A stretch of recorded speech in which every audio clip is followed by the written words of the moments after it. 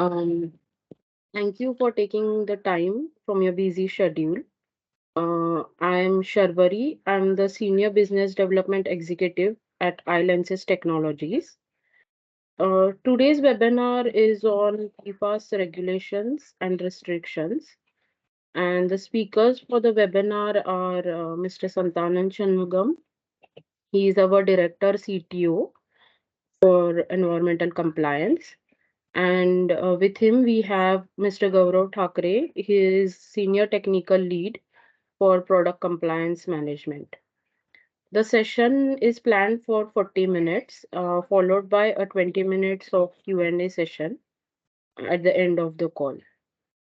If you have any queries in the session, you can type them in the chat box, and we will be sharing the recorded version of this webinar as well as the PPT with you soon after the webinar is completed. I think we can wait for a minute, and after that, Santa, so you can take over. Thank you. Sure. Thank you, Sharvari.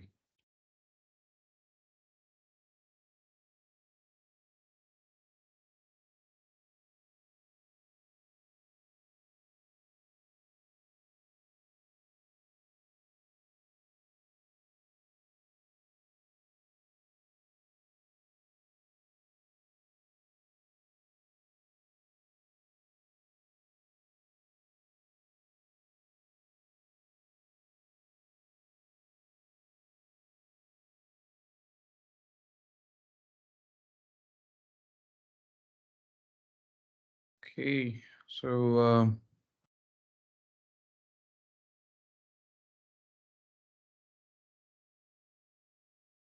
okay, so Sharvari, are you able to see my presentation screen?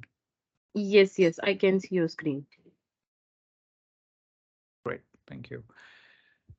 Um, Good morning, good afternoon, and good evening, people from different parts of the world. Thank you for joining us today.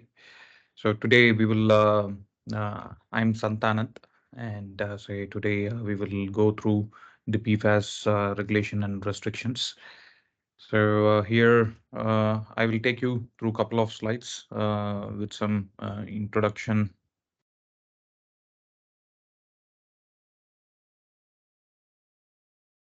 So I will take up the pointer. Yeah. So this is our today's agenda. So we will go through the introduction of ILenSys, and I will give you a quick um, overview of what we do and what we do in our product environmental compliance. And I will go through the PFAS substances, what are the PFAS substances and why it need to be regulated, and what are the products, say, which contain PFAS substances, and then say the regulations and other topics will be taken care by Gaurav. So we will rush through because this topic is a very lengthy topic. So we will try to give the best. Say we summarized many things, so we can go through the summarized list. So ILenSys overview. We are basically an engineering service company, and we provide digital services and solutions. And so in the business division, say we have two divisions, services and solutions, and we have engineering and immersive technologies. And in solutions, we have product environmental compliance and the component obsolescence solution we are located in Hyderabad. We have the headquarters in Hyderabad, and in Coimbatore, down south in Tamil Nadu, we have another office, and we have recently we have opened an office in Germany, Frankfurt, and we have an office in US. We are 400 plus team size, and we are an ISO 9000 certified company, And since we are mostly into product design and engineering services for medical devices, we have ISO 13485 medical device design requirement. And so some of our major customers, Tomco CO2, Thermo Fisher, Southwood, Horiba, Ability, Malvan. And this is our office on the uh, right bottom. Now this is our headquarters. I will take you through the offerings real quick. Say what ILenSys offer in product environmental compliance. Say some of these challenges we cover. Say the data collection and from the suppliers, and we validate the data, we standardize the data, and we put the standardized data in validated standardized data in our tool, and we do the risk assessment, and we continuously take care about the new regulations, and it is going to be a continuous monitoring for all these things. So it's a kind of a cycle. And I will go to the next slide. Say it'll be something like this. Say our ILenSys compliance manager. It's a SaaS application which runs on a cloud platform. So what it does, say we import the data into the tool, and we would be able to send the request to the suppliers and get the data, store compliance data, and we will update the software for the latest regulatory requirements, and the tool would be able to do the part risk assessment, and can generate compliance reports, and it has a dashboard with all the regulatory requirements, and it is customizable based on the customer requirements, as we have a development team in-house. And skip submission, we do S2S skip submission, say directly from the tool to the ECA database. Okay, here comes the subject. So PFAS substances. What is PFAS, and why it is most widely used, and what are the concerns now? So when we look at here, PFAS is per and polyfluorinated alkyl substances, which was developed in 1940s, and say it's a large complex group of manufacturing chemicals, and it is over 10,000 chemicals, say in Europe and in US.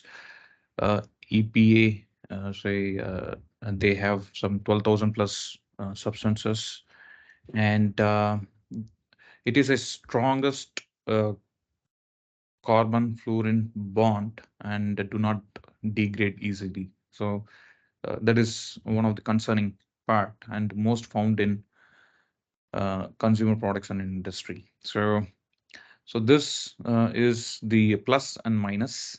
So what we see in pros and cons, say it makes surface as a waterproof, prevent corrosion, resistance to environment and weather effects, and cons is extremely persistent and resist degradation, and bioaccumulative. Bioaccumulative is like, say it gets added into our human body when we consume food or water which contains PFAS substances. So that's it's, as I said, so it migrates in water, air, easily toxic in nature. So PFAS is called as forever chemicals because it will be long lasting in the nature. Now, PFAS substance family is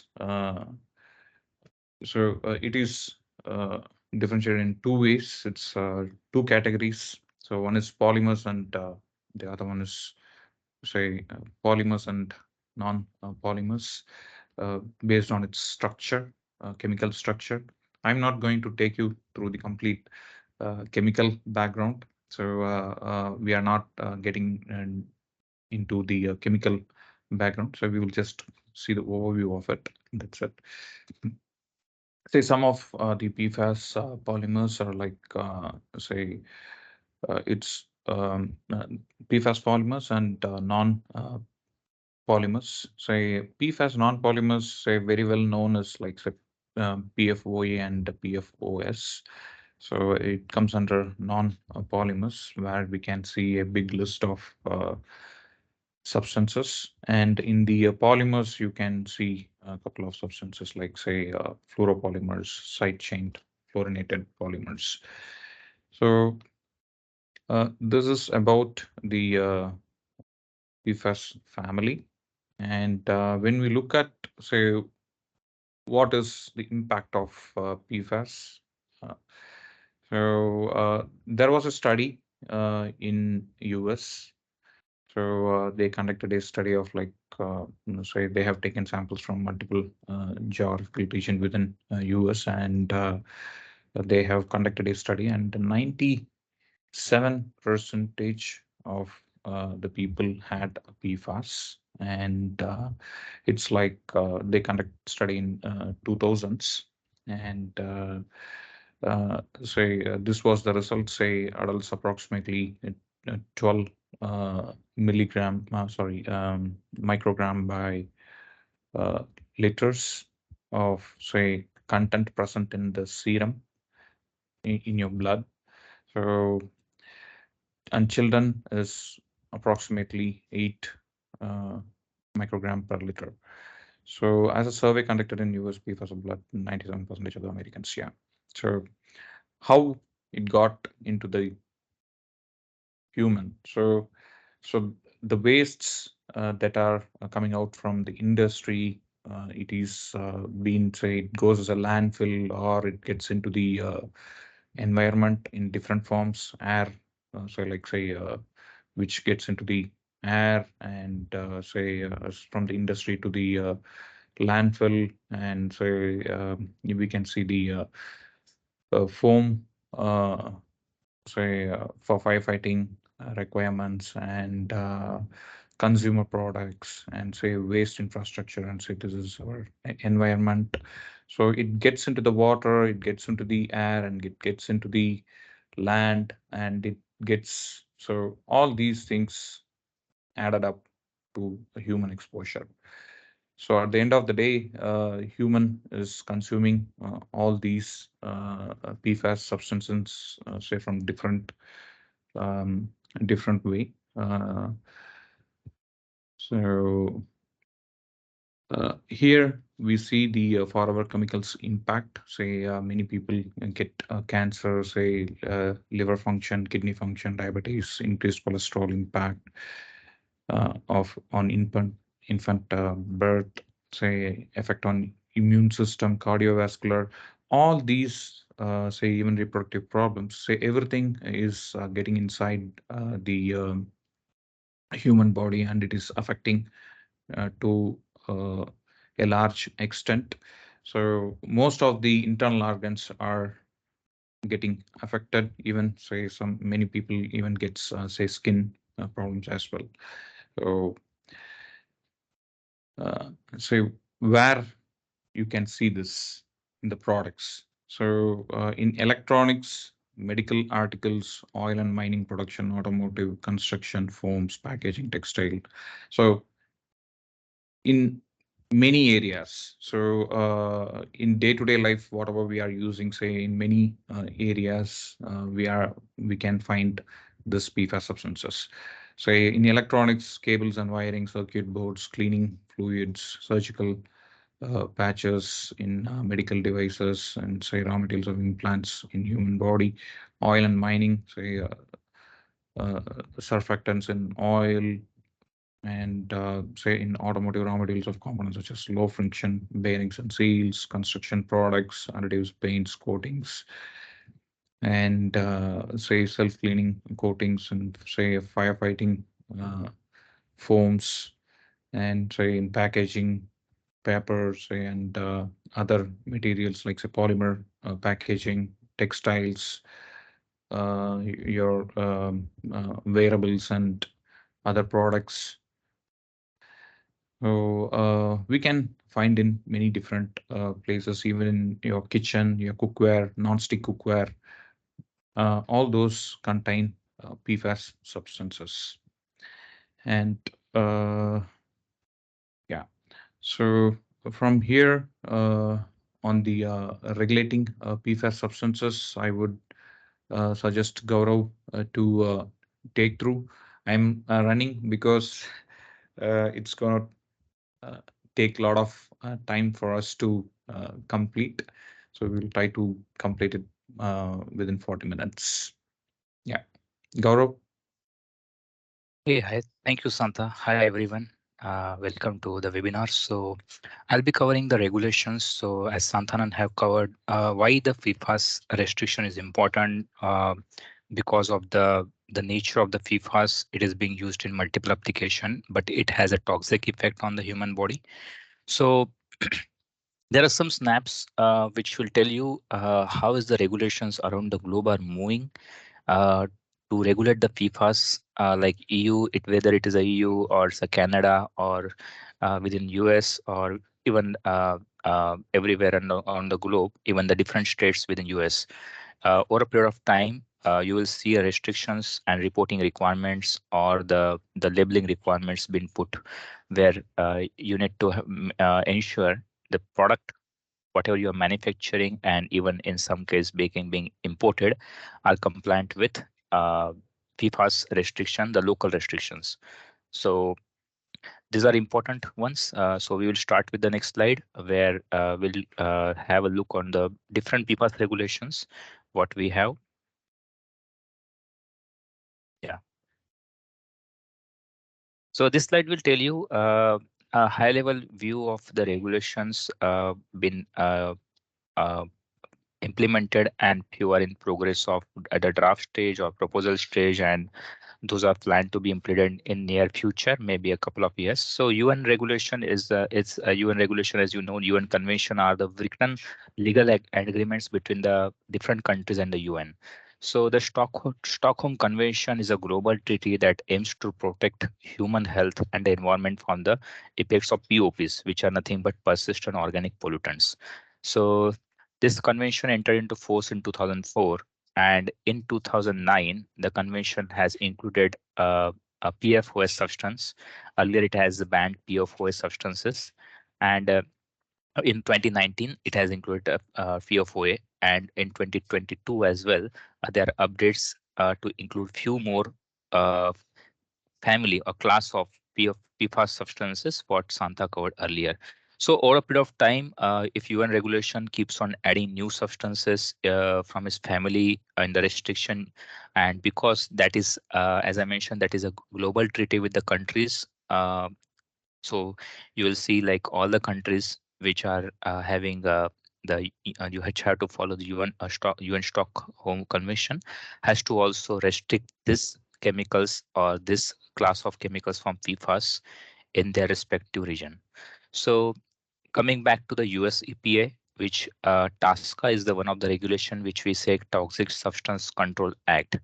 Currently, it is restricting 5 PBT substances.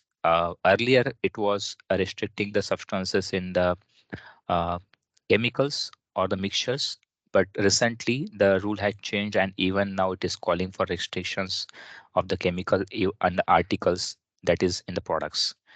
So that is the TASCA is proposed to include PFAS substances in the near future. So you may see a TASCA regulation which will enforce and which will call for PFAS restrictions.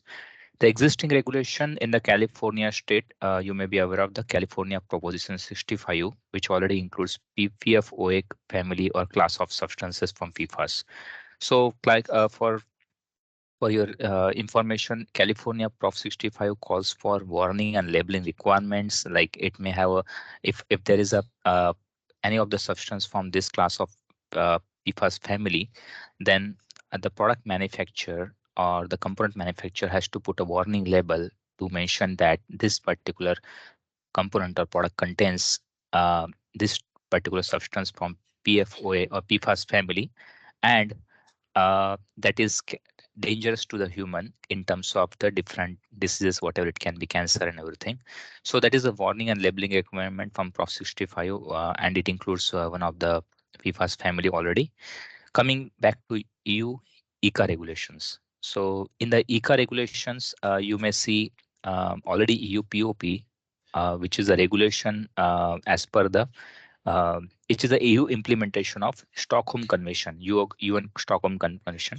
So it directly follow the restrictions as per the UN Stockholm Convention, and it is specifically for the EU region, apart from UK, because this is not a part of EU due to Brexit.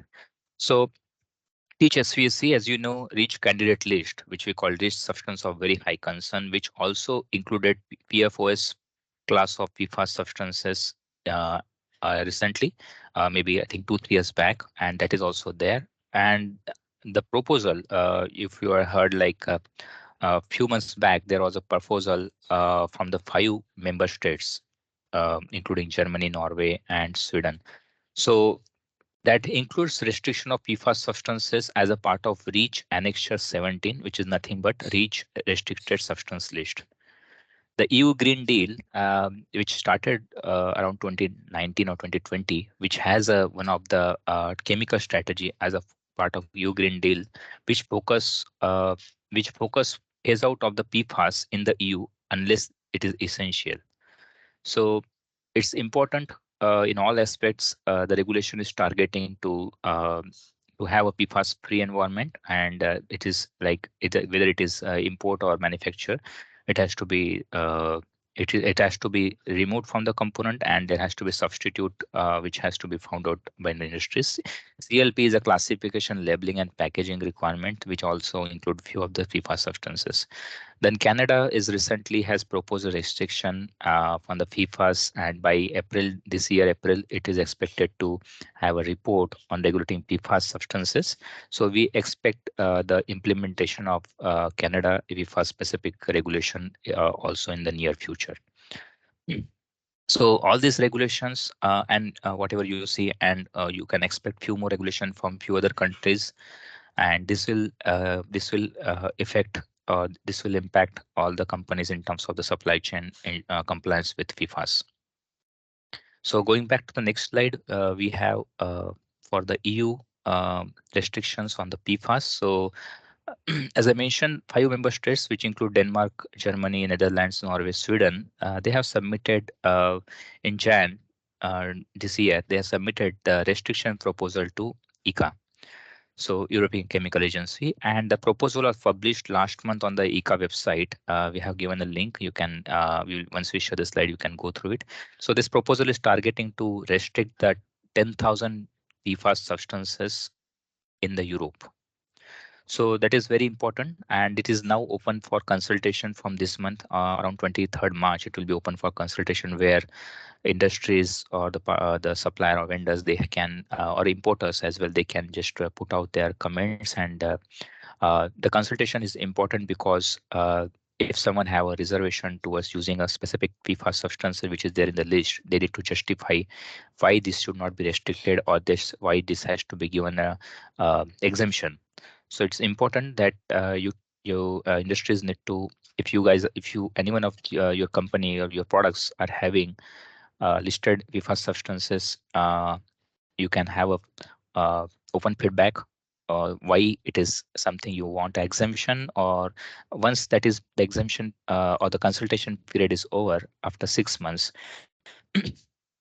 Before that, there is an online session on next month from the ICA, which will be have details of the proposal, and it will have more details because that will also help to put a feedback in the consultation. So once the consultation period is over, ICA committee will review all the feedback, and finally they will submit a report to EU Commission by next year. And it is expected by 2025 there will be decision at the Commission level to make this particular regulation in force. And once the decision is made in the force, it has some timeline, sometimes 1 year or 18 months, where it is become effective. So we expect by 2026 PFAS restriction will be effective, and that will be part of REACH Annexure 17, that is restricted list. Yeah. So why it is important? Because the authorities estimate around 4.4 million tons of PFAS would aid in the environment over the next 30 years, unless any action is taken. So Next one is the US PFAS requirement, which is something. There is a strategy roadmap developed by under the Biden-Harris administration to tackle PFAS crisis and protect American communities. So this roadmap, which is developed starting from the 4 years 21 to 24, it covers like initial on October 21, it has a national PFAS testing strategy, then the ongoing robust review of process of new PFAS, then review of existing PFAS under TASCA, and finalize reporting requirement under TASCA. That is the important thing, which we are listed under the next this slide only. What are the main reporting requirements included? Also, it is important that their EPA is also planning to publish federal PFAS reporting for the companies in this year. It is expected in this month or maybe next month. So it will include whatever the imported products containing PFAS, like you may have some component which may have coating which has a PFAS, right? So there are 1364 PFAS chemicals under this reporting obligations. So all the companies has to report. Mandatory reporting will be there applicable if you have any of these chemicals being used on in your component or as a plating uh, or any other part of the product. So what is the EPA proposed rule, which is a part of the Section 8A7 of the Toxic Substance Control Act? So as I mentioned, Toxic Substance Control Act is a old legislation in the US, and it is going to extend the requirements for PFAS. So this will require companies manufacturing, importing, selling the is in the US to identify, digitally report the use of PFAS for 10 years, and data should include category of the use. So what is the use of the substance, for what basically the use is the substance being used, or the application area, description of the byproducts being created uh, during the total life cycle. It is total life cycle means during starting from the um, raw material design till the product disposal stage. Environmental and toxicological information, like it can be covered part of the safety data sheets, and the exposure information and disposal data. So these are the mandatory requirements which will be covered in the section 8A7 of the Toxic Substance Control Act. So it is important to note, it's not a restriction, but it's a still significant move in that direction, because initially that will have a obligation of reporting. You can still use the substances, but you have to report. But over a period of time, those uses or those particular substances will make it restricted based on the review, because this is all the system will be digitally built, so that the EPA may review the uses and define the chemicals to restrict for a particular use. So we can expect a restriction in future. Yeah, so we can go to next slide. Yeah, so how the industries are taking actions on PFAS. So you may have heard some of this news. So we have captured some a few of the news here. Like one is a 3M. 3M is going to stop manufacturing the component using PFAS, or they are stopping the use of PFAS in their product and phasing out by 2025 in the next 2 years. Textile manufacturer Nassim is also moving toward the same target of PFAS-free fabrics. And you can see REI here, Forever Chemicals, for PFAS, they are removing from the clothes and cookware in next year. So uh, one is the regulatory requirements which are getting enforced, and thereby all the companies has to comply. But there are other the pressures from the environmental agencies, the NGOs, the stakeholders, the customers.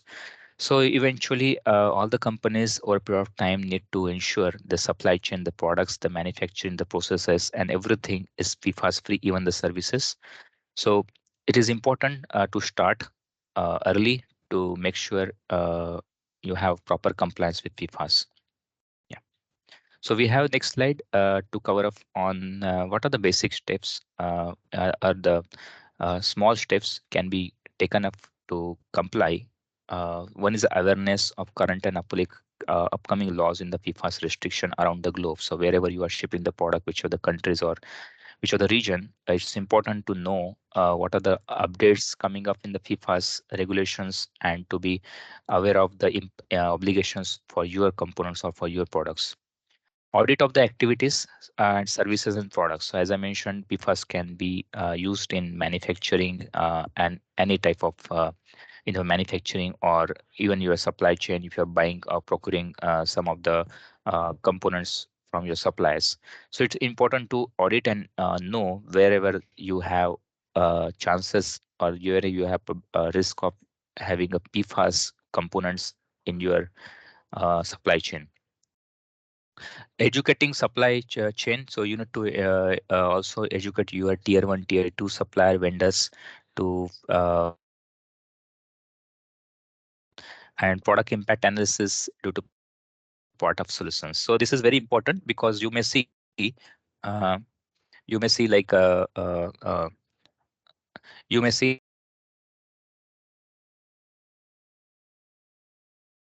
so for example if 3M is uh,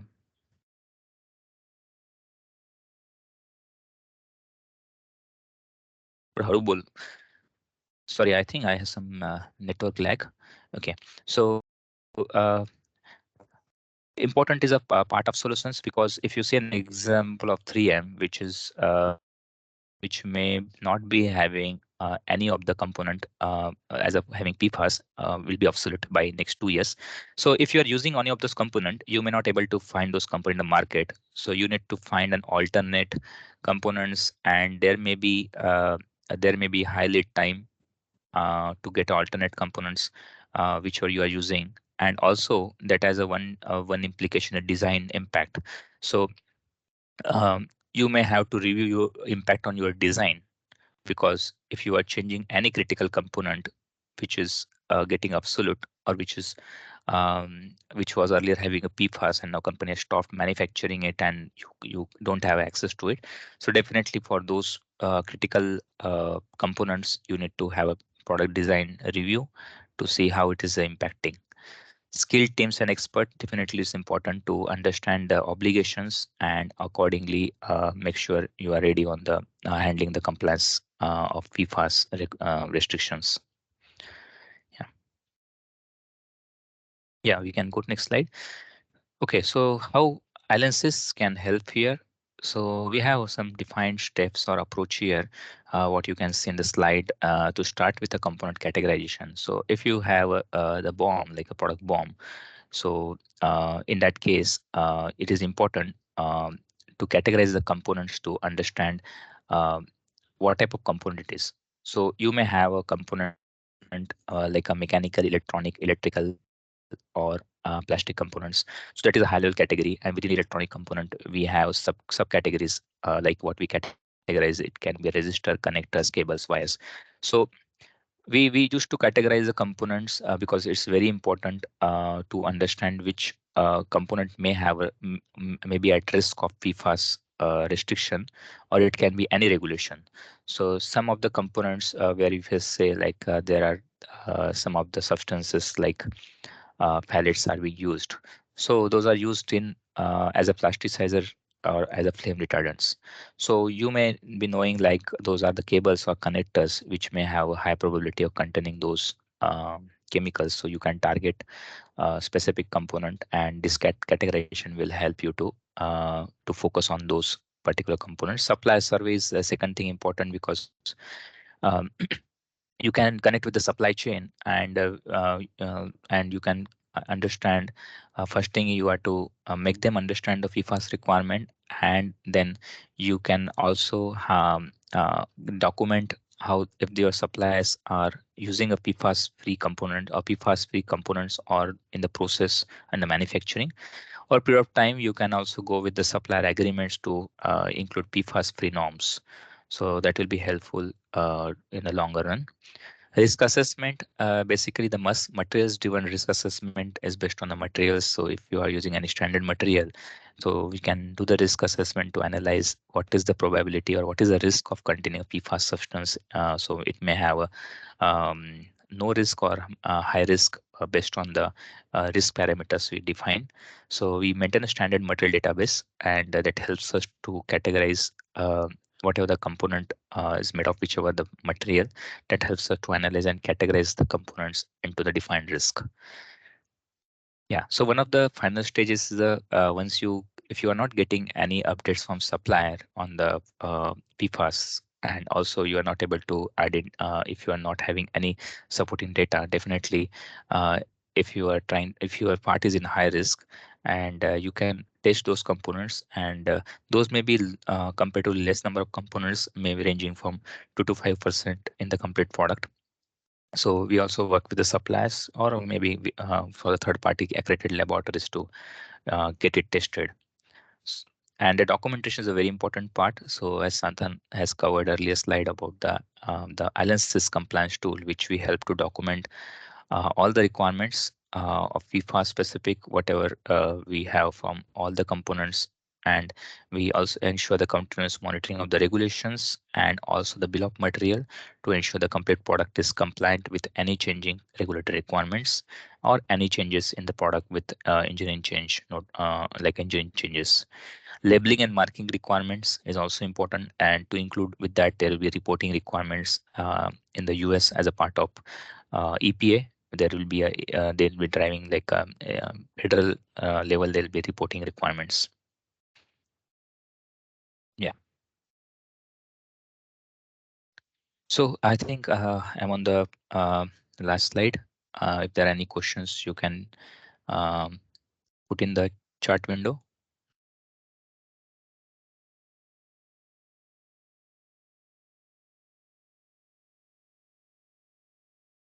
Or we can take a one question what we received earlier. We can take that question in the next slide. Yeah.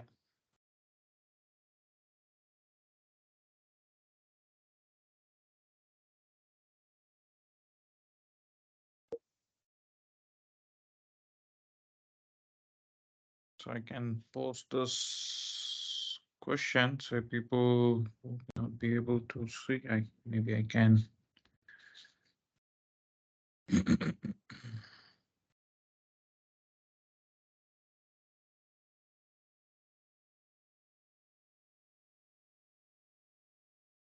Yeah, so the question is, does PFAS restrictions in the Europe, in the EU, will be applicable for manufacturing operation within the EU, or it will be also applicable for the imported products or components?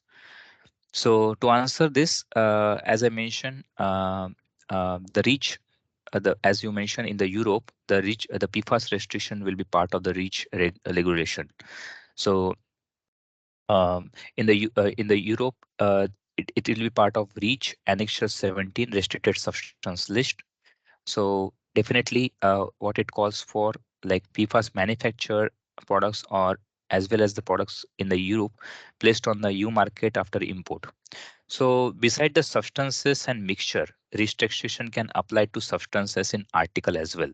So when I say articles in the products or component, so definitely it will be applicable for the products and articles, and it will have a positive impact outside the Europe. When I say that, it is means like if a company is importing any component from outside the Europe, definitely they will also want to ensure the compliance of the components with PFAS. So indirectly, the imported products will also have to follow uh, PFAS requirements or the REACH Annexure 17 requirements.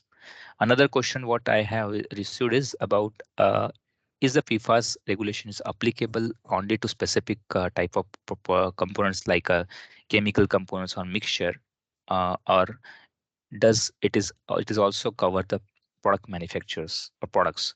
So it covers products as well. As we see in the REACH Annexure 17, as I mentioned, Annexure 17, it is basically also covers substances in articles. It means substances or PFAS in the parts and components. And in TASCA also, it is going to cover reporting requirements also in the products, and also restriction in the products and the parts and components. So definitely, it's not only for the chemical or mixture manufacturer; it is also for the product manufacturer need to comply.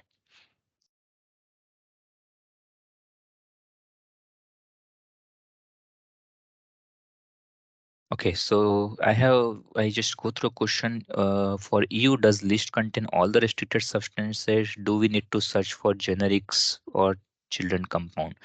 Yeah, so this is in the proposal stage. The EU propose it is in the proposal stage, which 5 member states has put the proposal and it is now open for consultation. So once this list is ready and this is going to be part of REACH restricted NHS 17 list, you will able to find the complete list you can download from the ICA website, and it will have the details of substance name, the which are the compound along with the compound, and everything will be available in the ICA portal.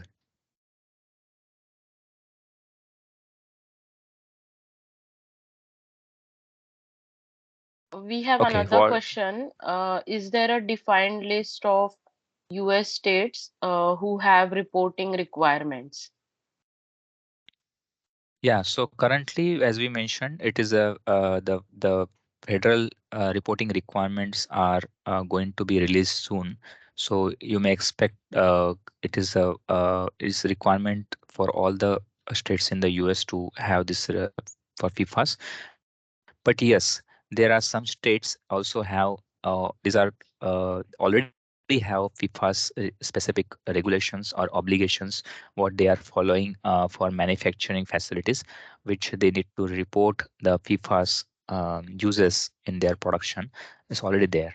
So apart from that, you may see a new regulations coming up, which will be more, which will have more PFAS substances, and it's the study and the analysis being done by EPA to include the new substances as a reporting requirement, and as well as the um, um, obligations. So whatever we cover in the as a part of TASCA section 8, there will be obligations to report and document all these requirements. So does FIFA, okay, so we have, what about the individual US states PFAS restriction?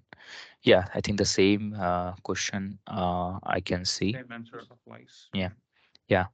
Maybe if you want to know more about the individual state, you can send us separately email. We can just get back to you specific state level reporting requirements. Like as I said, California Prop 65 is a regulation which is for California state in the US. So for PFAS also, if you want any specific, you can send us an email. I guess say PFAS will be restricted across all the US, the complete US region. It is applicable for all the states.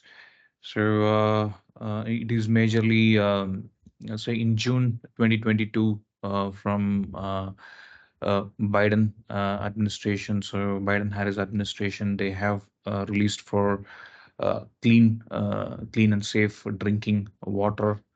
So they are going to restrict whatever the landfills and whichever it is going to get affect the water. They are going to restrict everything, so whichever it gets into the water body. So and they have a roadmap, and say which is going to restrict the use and say of PFAS, and which is getting into the uh, land or air or in water. Um, so they're going to do a clinical research of each product or the substance that is getting into the waste or say into the use, and they are going to restrict and they are going to remediate. There are three primary goals of EPA, which was released in October 2021, and they have set some milestones for the PFAS restriction, and they have an approach. In the approach, one of the point is like they will hold the polluters accountable. So it is going to be very much important that say the PFAS cannot be used. So they will be restricting one by one, Say first thing is the water, and wherever it is getting into the FDA requirements, in the food requirements like food packaging and other areas, whichever it is going to directly affect the human, so they will be restricting as early as possible, like what 3M has done. So it's going to get restricted completely. They will come out on 2025. So from 2025, you would not be able to see some of the PFAS substances which is coming out from 3M. So likewise, many other manufacturers, they're going to restrict in US. Say similarly in Europe as well. So in 2025, they're going to restrict the substances like somewhere close to 10,000 plus substances, say from different manufacturing substances, and its compounds will be restricted in European region as well. So we would be able to soon see that in say end of 2024, we would be able to see that. Yeah, and to the last question, what I see, HF is right. What is being phased out? So will it be there included in the EPA ruling? So EPA is working on analyzing, researching, and then defining the list of restriction. Which recently they have included 7 more substances as a part of PFAS enforcement. So definitely, if HF is something which have wide use and which has a toxic property, so definitely that can be implemented, but it will be part of TASCA only, because all the PFAS restriction is planned to be implemented as a part of Toxic Substance Control Act only. So we can send you the list of the substances, and you can go through it, which are being planned to be restricted as a part of um, by EPA. Yeah. It has 12,034 substances. There is a total number of substances that is currently exist.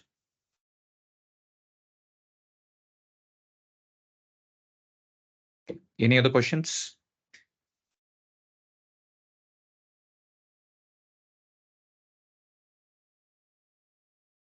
We were able to complete uh, the session beyond the time that we have expected. But it is it is a lengthier topic, so we did not cover the depth of the thing, the PFAS substances. Say any questions that you have, specific questions, probably you can reach to us. We would be able to guide you and help you on that.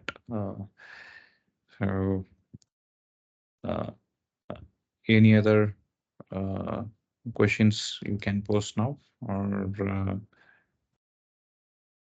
we can wait for a couple of minutes.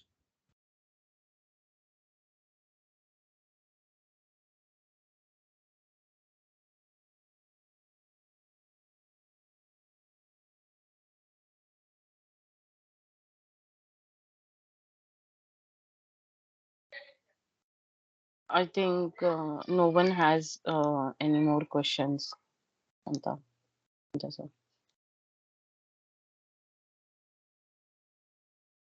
Okay, all right. Thank you all. Thank you for joining